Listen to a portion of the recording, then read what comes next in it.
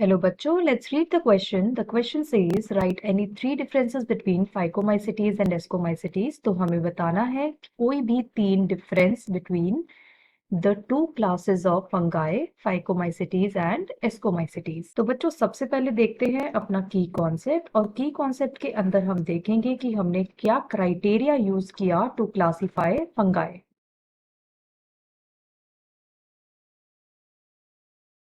तो बच्चों फंगाई को हमने चार क्लासेस में डिवाइड किया है, phycomycetes, ascomycetes, basidiomycetes and deuteromycetes. अब देखते हैं उसके क्राइटेरिया क्या हैं।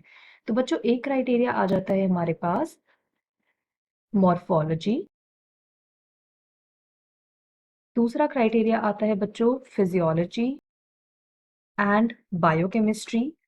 फंगाई की मॉर्फोलॉजी क्या है, उसकी फिजियोलॉजी क्या है, उस सब के बेसिस पर हमने क्लासिफिकेशन किया। तीसरा आएगा बच्चों किस तरह के स्पोर्स प्रेजेंट हैं, उसके बेसिस पर हमने इनको क्लासिफाई किया। और बच्चों लास्ट पॉइंट आता है हमारे पास लाइफ साइकिल। तो कौन सी क्लास क्या लाइफ साइकिल फॉलो कर रही है उसके बेसिस पर भी हमने फंगाई को क्लासिफाई किया। तो ये थे हमारे पास कुछ क्राइटेरिया। अब हम देखेंगे difference between phycomycetes and ascomycetes. तो बच्चों सबसे पहला पॉइंट आएगा हमारा हैबिटेट को लेकर। फाइकोमाइसिटीज में जितने भी हमारे पास फंगाई प्रेजेंट हैं वो मोस्टली एक्वेटिक होते हैं, मतलब पानी में मिलते हैं। जबकि एस्कोमाइसिटीज के अंदर हमें सिर्फ कुछ ही स्पीशीज एक्वेटिक मिलेंगे। बच्चों फाइकोमाइसिटीज के अंदर जितने भी हमारे पास फंगाई प्रेजेंट हैं वो मोस्टली सेप्रोफिटिक होते हैं, मतलब डेड और डिके पर डिपेंड करते हैं अपने न्यूट्रिशन के लिए।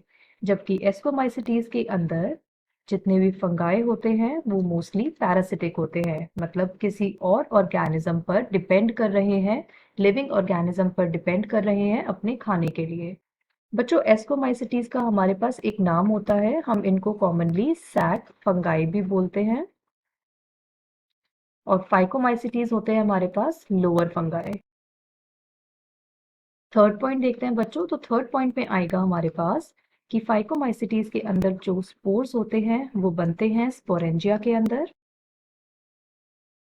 जबकि एस्कोमाइसिटीज के अंदर जो स्पोर्स होते हैं वो बनते हैं एस्कस के अंदर।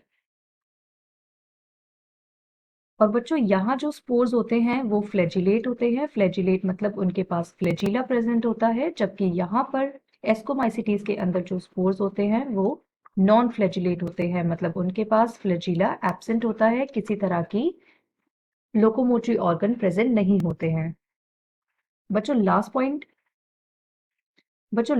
देखते हैं। लास्ट पॉइंट आएगा फाइकोमाइसिटीज के अंदर जो माइसीलियम होता है वो सीनोसिटिक होता है, मतलब उसके अंदर बहुत सारे न्यूक्लियस देखने को मिलते हैं क्योंकि कोई भी सेप्टा प्रेजेंट नहीं होता। जबकि बच्चों अगर हम एस्कोमाइसिटीज में देखें तो यहाँ पर माइसीलियम जो होता है वो सेप्टेट माइसीलियम होता है, इसीलिए हमें एक ही न्यूक्लियस देखने को मिलता है इन डिफरेंट डिफरेंट सेल्स। तो ये हैं हमारे पास कुछ पॉइंट्स जो डिफरेंशिएट कर रहे हैं फाइकोमाइसिटीज को एस्कोमाइसिटीज से। Hope you understood it well. Best of luck.